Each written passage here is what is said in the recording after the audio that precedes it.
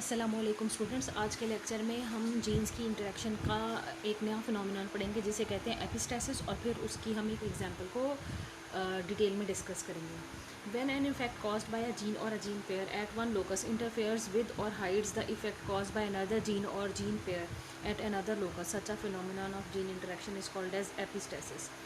अगर जीन का एक जोड़ा या एक जीन जो कि किसी एक लोकस पर मौजूद है, वो किसी दूसरे लोकस पर मौजूद जीन के जोड़े या जीन को जो है उसके इफ़ेक्ट को हाइड करे, ख़त्म करे, उसके इफ़ेक्ट को जो है उसमें इंटरफेरेंस शो करे, तो इस इफ़ेक्ट को एपिस्टेसिस कहते हैं। अब ये डोमिनेंस नहीं है, क्योंकि डोमिनेंस में ये होता है कि एक ही जीन के जो दो अलील होते हैं उनमें से कोई एक जो है वो दूसरे पर गालिब होता है, डोमिनेंट होता है, और दूसरा जो है वो रिसेसिव बन जाता है। लेकिन ये एपिस्टेसिस है, और एपिस्टेसिस में दो मुख्तलिफ जीन जो हैं वो एक दूसरे के ऊपर जो है वो इस तरह से इफ़ेक्ट पैदा करें कि एक जीन दूसरे के इफ़ेक्ट को ख़त्म करे, लो करे। अब इसकी मिसाल है Bombay phenotype. The expression of ABO blood group type antigens IA and IB genes depend upon the presence of another gene H। हमने ये तो पढ़ा था कि एंटीजन IA और IB बनती हैं, उनके पीछे जो एंटीजन्स जो है A और B बनती हैं, और उनके पीछे जो जीन होते हैं वो IA और IB होते हैं। लेकिन हमें ये बाद में मालूम हुआ कि एक और जीन H भी इन्वॉल्व होता है जो कि इनकी प्रेजेंस के लिए ज़रूरी है। तो ABO ब्लड ग्रुप सिस्टम में अगर हम देखें तो क्रोमोसोम 9 जो है, नंबर 9, उस पर जो लोकस पाया जाता है वहाँ पर ABO ब्लड ग्रुप सिस्टम का जीन है, जबकि H जो है जीन जिसके बारे में हम अभी बात कर रहे हैं, ये क्रोमोसोम नंबर 19 पर पाए जाने वाले लोकस में है। H gene changes a precursor substance into substance H। अगर H जीन मौजूद है तो ये एक सब्सटेंस को जो है कन्वर्ट करेगा एक मखसूस सब्सटेंस में, जिसको इस जीन की ही बिना पर सब्सटेंस H कहते हैं। It produces an enzyme that inserts a sugar onto a precursor glycoprotein on the surface of RBCs। तो ये एक एंजाइम जो है ये एक्सर्ट करता है शुगर के ऊपर on to a precursor glycoprotein on the surface of ribose red blood cells. Red blood cells के ऊपर एक ग्लाइकोप्रोटीन का जो है प्रिकर्सर कंपाउंड पाया जाता है, जिसके ऊपर ये शुगर को इंट्रोड्यूस कराता है। ओनली देन एंटीजन A और antigen B specified by IA and IB gene could attach to this sugar of substance H। Antigen A और एंटीजन B जो कि जीन्स IA और IB जो हैं उनकी वजह से बन रही हैं, ये इस शुगर के साथ तब अटैच होंगी जब सब्सटेंस H मौजूद होगा। So the recessive allele small h can not insert sugar molecule to glycoprotein. लिहाजा जो इसका रिसेसिव अलील H है ये शुगर मॉलिक्यूल को ग्लाइकोप्रोटीन के ऊपर ऐड नहीं कर सकता। Therefore, the individuals which contain small h two genes, homozygous condition, they lack the site of attachment for antigen A and antigen B। इनमें एंटीजन A और एंटीजन B के attachment के लिए जगह नहीं रहती। Thus A and B antigens cannot adhere to the red blood cell। इसलिए red blood cells के साथ ये एंटीजन्स अटैच नहीं हो सकती। There are red blood cells lack A and B antigens although they do not lack IA and IB genes। तो ये जो रेड ब्लड सेल्स हैं इनमें A और B एंटीजन तो होगी, लेकिन जीन्स जो है IA IB जो है वो नहीं एब्सेंट। लेकिन रेड ब्लड सेल्स पे ये जो एंटीजन्स हैं ये नहीं पाई जाती। So they are phenotypically like O but are not genotypically O। अब ये जीनोटिपिकली जीन्स तो इनके पास IA और IB दोनों हैं, तो इनका जो ब्लड ग्रुप है वो O की तरह जो है वो नज़र आता है, क्योंकि एंटीजन्स मौजूद होने के बावजूद रेड ब्लड सेल्स पर अटैच नहीं हुई। तो इस टाइप के जो ब्लड ग्रुप को हम या फिनोटाइप को हम कहते हैं बॉम्बे फिनोटाइप। अब यहाँ पर आप देख सकते हैं कि ये रेड ब्लड सेल है। रेड ब्लड सेल के ऊपर आप देख रहे हैं कि एंटीजन A जो है वो लगी हुई है, इसका मतलब है कि इसका ब्लड ग्रुप A है।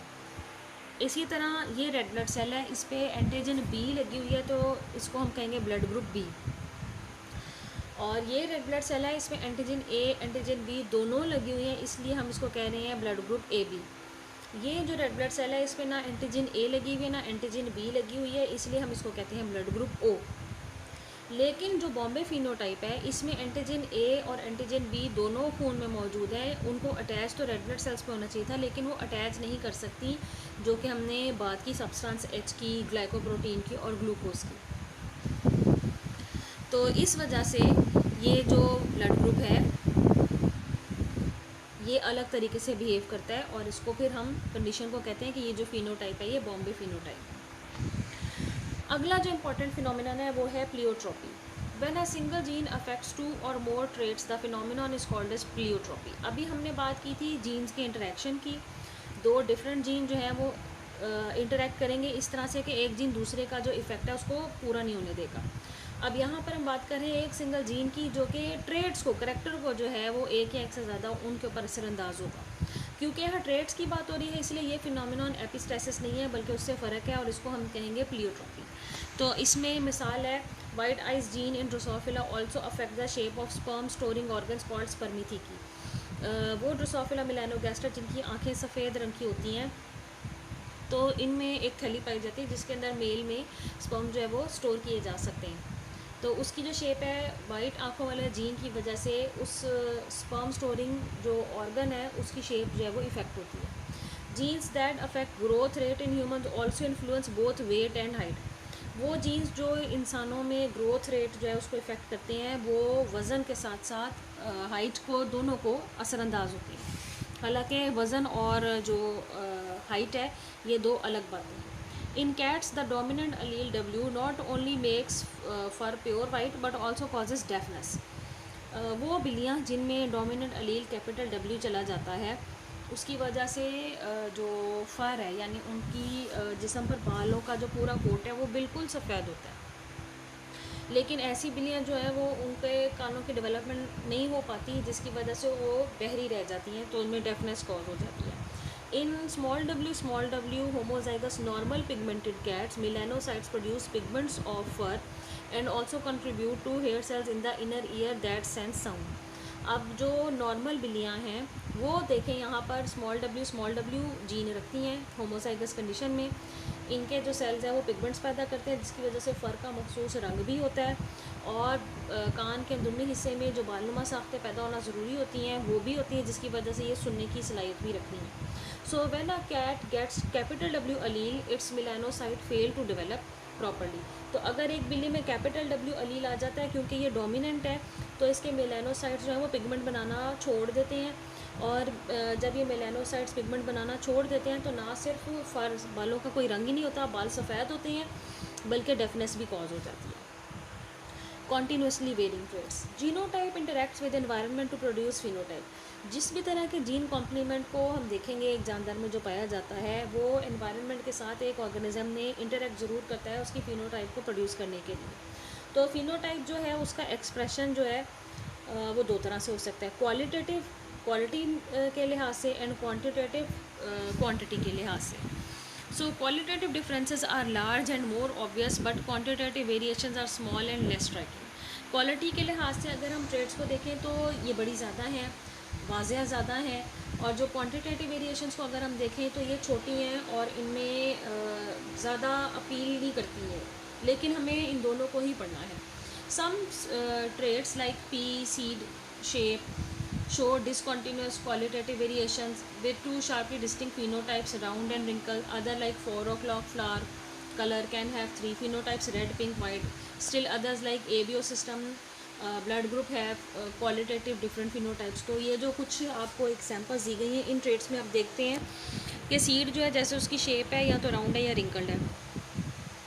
इसी तरह डिसकॉन्टीन्यूस क्वालिटेटिव वेरिएशन में आप देखते हैं कि जो 4 o'clock प्लांट है उसमें रंग जो है वो 3 तरह का हो सकता है, या तो रेड हो सकता है, या पिंक हो सकता है, या वाइट हो सकता है। इसी तरह जो ABO ब्लड ग्रुप सिस्टम है उसमें 4 तरह का ब्लड ग्रुप हो सकते हैं, blood group A, blood group B, blood group AB और blood group O। But many traits like height, weight, intelligence, skin colour in humans, grain colour in wheat, ये जो है कॉन्टीन्यूस क्वान्टिटेटिव वेरिएशन जो है वो शो करती है। तो ये कुछ ऐसी ट्रेड्स हैं जिनमें आपको 2 या 3 वैरायटीज़ नज़र नहीं आएंगी बल्कि कई ज़्यादा होंगी। जैसे कि हाइट है 5 फुट इंच का, 5 foot 2 inch, 5 foot 15 inch, 5 foot जो है 5 फुट 12 इंच, यानी 6 फुट चला जाता है, 1 फुट में जो है वो 12 इंच होते हैं। इसी तरह वेट, इसमें भी बहुत सारी है, 50 वे हो सकता है वेट, 40 हो सकता है किसी का, 60 वेट हो सकता है, 70 वेट हो सकता है। जहानत भी हर इंसान की दूसरे से फ़र्क है, इसी तरह स्किन कलर भी कोई से भी दो इंसानों का एक जैसा नहीं है।